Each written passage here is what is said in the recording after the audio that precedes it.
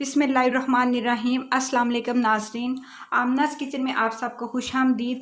अगर आप मेरे चैनल पे नए हैं तो एक दफ़ा दुरूद इब्राहिमी पढ़ के हज़रत मोहम्मद सल्लल्लाहु अलैहि वसल्लम को तोहफ़ा कर दें और मेरे चैनल को सब्सक्राइब भी कर दें, बेल आइकन का बटन भी प्रेस कर दें और आल पे क्लिक कीजिएगा। जब आप बेल आइकन का बटन प्रेस कीजिएगा तो आल पे क्लिक ज़रूर कीजिएगा और मेरी वीडियो को लाइक और शेयर ज़रूर कीजिएगा। इंस्टाग्राम पे भी मेरा पेज है, उसको भी फॉलो कर दीजिएगा। और नाजरीन, आज मैं आपको शामी कबाब बनाना सिखा रही हूँ और इसको मैं आपको सेव करने का तरीका भी बताऊंगी कि किस तरह से आप इसको सेव कर सकते हैं और इसको फ्राई करने का तरीका भी बताऊंगी और चंद टिप्स ऐसी हैं छोटी छोटी, वो भी आपको बताऊंगी कि किस तरह से आप इसको अच्छे मज़ेदार से कबाब बना सकते हैं। तो चलिए वक्त ज़ाया किए बगैर झटपट से शामी कबाब बनाते हैं और एक ही रेसिपी से आप मटन, बीफ, चिकन तीनों के बना सकते हैं। बहुत अच्छे बनते हैं, बहुत टेस्टी बनते हैं। तो चलिए आपको बनाना सिखाते हैं, तो वीडियो को स्टार्ट करते हैं।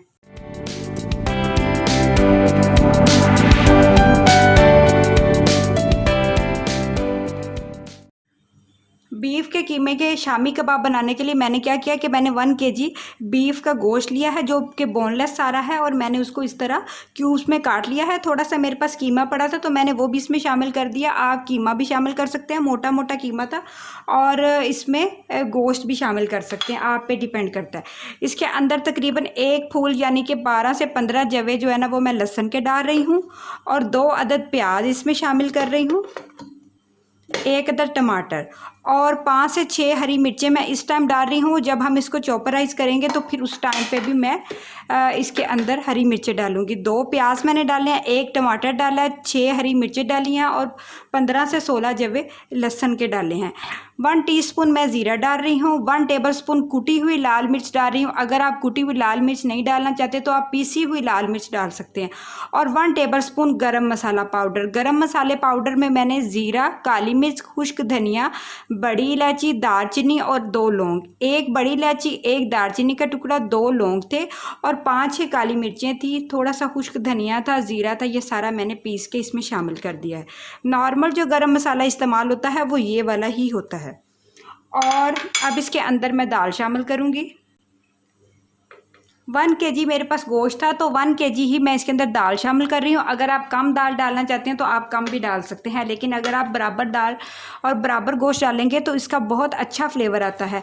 1 टेबलस्पून के जितना मैं इसके अंदर नमक ऐड कर रही हूँ और पानी हम इसके अंदर तकरीबन 1.5 गिलास डालेंगे। इसकी एक ये भी 1.5 गिलास का भी एक मेजरमेंट है और एक ये भी है कि आप इतना पानी डालें जिसमें जो पानी ना ऊपर आपको नज़र आना शुरू हो जाए, बस इतना कि चीज़ें थोड़ी सी नीचे डिप हो जाए और पानी ऊपर नज़र आना शुरू हो जाए। दाल मैंने पहले से भिगो के रखी हुई थी, आप अच्छे से दाल को नरम कर लें।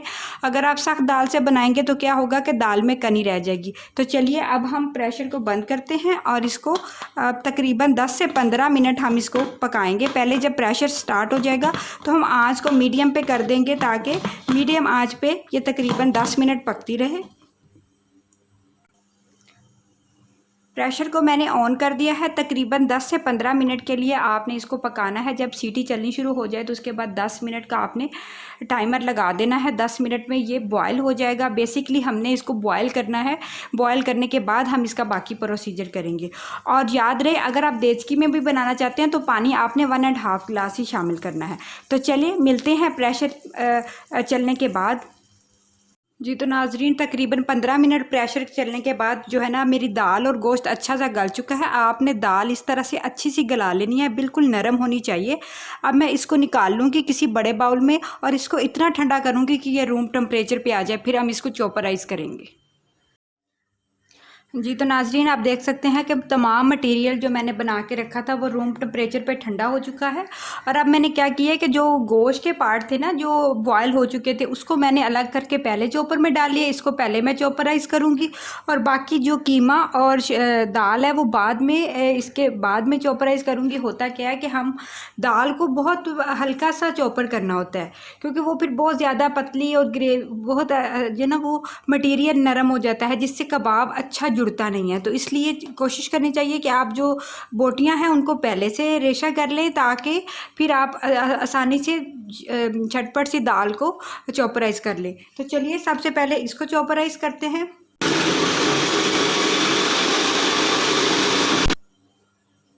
बोटियां हमारी अच्छी सी चॉपराइज हो गई हैं। अब मैं इसको निकाल लूँगी और जो बाकी दाल हमारी पड़ी है उसको तकरीबन सेकंड्स पे 30 सेकंड्स पे चॉपराइज करती जाऊँगी और फिर इकट्ठा मटेरियल को अच्छा सा मिक्स कर लूँगी। तमाम मिक्सचर रेडी हो गया था तो मैंने इसको बाहर निकाल दिया। इस स्टेज पे आप इसको अच्छा सा मिक्स करके इसके ऊपर से भी थोड़े से मसाले डाल सकते हैं अगर आपको पसंद हो। थोड़े तेज़ मसाले अगर आप खाते हो, जैसे कि मैं थोड़ा सा इसके ऊपर ज़ीरा दोबारा से डाल रही हूँ। थोड़ा नमक भी मुझे जिस तरह हम लोग घर में खाते हैं कम लग रहा है, आपको भी अगर कम लगे तो आप ज़्यादा डाल सकते हैं। कुटी हुई लाल मिर्च भी थोड़ी सी आप ऊपर से डाल सकते हैं और कुछ सब्ज़ मिर्चियाँ जो मैंने आपको स्टार्ट में बताई थी, क्योंकि मैंने इसमें रेड मिर्च का इस्तेमाल कम किया था, कुटी हुई लाल मिर्च का इस्तेमाल ज़्यादा किया था। अगर आप पाउडर वाली मिर्च डाल रहे हैं तो फिर आप सब्ज़ मिर्च कम इस्तेमाल करें, और अगर आप नहीं डाल रहे पाउडर वाली तो फिर आप सब्ज़ मिर्च भी इसमें ऐड कर सकते हैं। तो मेरे पास तकरीबन 6-7 और सब्ज़ मिर्चें थी, पहले भी मैंने इसमें डाली हैं। तो अब मैं इसके अंदर डाल के इसको अच्छा सा मिक्स करके कबाब की जिस शेप के आप कबाब बनाना चाहते हैं, वैसे तो कबाब टिक्की वाली शेप के ही बनते हैं, बना के आप इसको शेप दे के फ्रीज़र में रखिएगा, कभी भी फ्रिज में नहीं रखिएगा। और चंद हदायत हैं जो मैं आपको यहाँ पे देती चलूँ। कभी भी शामी अगर आप बना रहे हैं तो आप इसके अंदर अंडा कभी ना मिक्स करें। अंडा मिक्स करने से इसके अंदर फंगस लगने का खदशा होता है और शामी जल्दी ख़राब हो जाते हैं, स्मेल दे जाते हैं। आप अक्सर बाज़ार से लेके आते हैं तो उन्होंने उसके अंदर ऐसी कोई अद्वियात डाली होती हैं जो कि इसको प्रिजर्व रख सकती हैं, लेकिन हम लोग इसको होममेड बना रहे हैं, घर पे बना रहे हैं, फ्रेश बना रहे हैं। तो कोशिश करें कि मटेरियल को उस तरह से बनाएं कि ये ख़राब ना हो। तो आपने अंडा कभी भी शामी के अंदर मिक्स नहीं करके रखना। जब भी शामी बनाने हैं शेप दे के इसको ट्रे के अंदर थोड़ा थोड़ा स्पेस दे के रखें और फिर अब इनको फ्रीज़ कर दें। जब ये अच्छे से फ्रीज़ हो जाए तो किसी भी एयर टाइट बॉक्स के अंदर डाल के आप इसको जितनी देर मर्ज़ी रख सकते हैं, तकरीबन 1 माह तक ये ख़राब नहीं होंगे अगर आप इस प्रोसीजर पे अमल करके इसको बनाएंगे। तो ये अब मिक्सचर तैयार हो चुका है। ये फुल कुक मिक्सचर, आप इसको चेक भी कर सकते हैं, चख भी सकते हैं। और अब मैं इसको शेप दूंगी कबाब की और फिर मैं आपको दिखाती हूँ कि मैं किस तरह से कबाब की शेप दे के इसको सेव करती हूँ। तो मिलते हैं कबाब की शेप देने के बाद। जी तो नाजरीन, आप देख सकते हैं कि इस तरह से आप तमाम शामी कबाब को शेप दे के रख सकते हैं। मैंने भी इसी तरह से तमाम शामी कबाब को शेप दे के थोड़ा थोड़ा गैप पे रख दिया। अब इसको मैं फ्रीज़ कर दूंगी। जब ये अच्छे से फ्रीज़ हो जाएंगे तो फिर इनको मैं निकाल के, ये आसानी से उतर जाते हैं, इस तरह से ना उतर जाते हैं। तो फिर मैं इसको एयर टाइट बॉक्स में डाल के रख दूँगी, जितनी देर इस्तेमाल होते रहेंगे। 1 या 1.5 माह आसानी इस्तेमाल हो सकते हैं। तो अब नेक्स्ट स्टेप में मैं आपको इसको फ्राई करने का तरीका भी सिखाऊँगी कि आप किस तरह से इसको फ्राई करके खा सकते हैं। बस अब ये फुल कुक कबाब हैं, बस आपने इनको अब फ्राई करना है और इंजॉय करना है। तो चलिए अब हम इनको फ्राई करते हैं। अब हम शामी कबाब को फ्राई करते हैं। तो शामी कबाब फ्राई करने के लिए मैंने तवे का इंतखाब किया है। इसमें बहुत अच्छी शामी जो है ना वो फ्राई हो जाती है।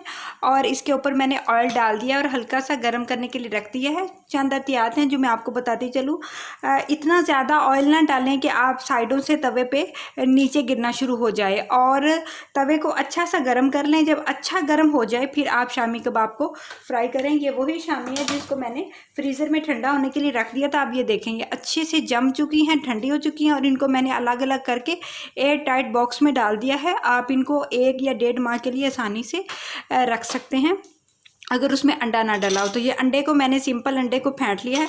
कुछ लोग अंडे के अंदर भी नमक और मिर्च इस्तेमाल करते हैं, तो आप डाल सकते हैं अगर आप पसंद करते हो।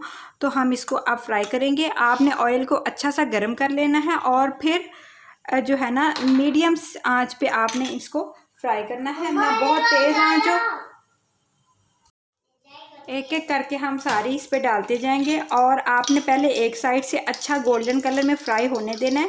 फिर आपने इसको दूसरी साइड पे फ्राई कर लेना है और थोड़ी देर आपने हल्की आंच पे इनको रख देना है ताकि थोड़ी सी ये क्रिस्पी भी हो जाए, गोल्डन सी भी हो जाए, और अंदर से भी जो जमी हुई है ना वो जमा हुआपन इनमें ख़त्म हो जाए। अच्छा सा आपने इसको सेट कर लेना है। इस तरह हम सारी शामी इसके ऊपर डालते जाएंगे और इसको फ्राई करते जाएंगे। मज़ेदार सी जो हमारी शामी है वो फ्राई हो गई हैं, गोल्डन सा कलर आ गया। मैंने बिल्कुल आंच को थोड़ा लो कर दिया ताकि अंदर तक कुक हो जाए। और आपने जब बिल्कुल ऑयल अच्छा सा गर्म हो जाए फिर शामी डालने हैं, नहीं तो ये होते हैं कि शामी ठंडे होते हैं, फ़ौरन ही नीचे लग जाते हैं और फिर आपकी शेप ख़राब हो जाएगी। तो चलिए अब हम इसको डिश आउट करते हैं। जी तो नाज़रीन, मज़ेदार सी हमारे शामी कबाब बिल्कुल रेडी हैं और ये जो हमने इसको बना के कैसे सेव करना है वो उसका तरीका भी आपको मैंने डिटेल से बता दिया है। मज़ेदार सी चिली गार्लिक केचप के साथ आप इनको एंजॉय कीजिएगा और आप इस रेसिपी को ज़रूर ट्राई कीजिएगा। यकीनन ये बहुत अच्छे, बहुत कारआमद इसमें आपको टिप्स मिलेंगी और बहुत मज़े के शामी कबाब भी मिलेंगे। आपको मैंने सेव करने का तरीका भी बता दिया है और गेस्ट आए हो तो झटपट बनाने का तरीका भी बता दिया। तो अपने आप बहुत सारा ख्याल रखिएगा, मुझे दुआओं में याद रखिएगा। अल्लाह हाफिज़।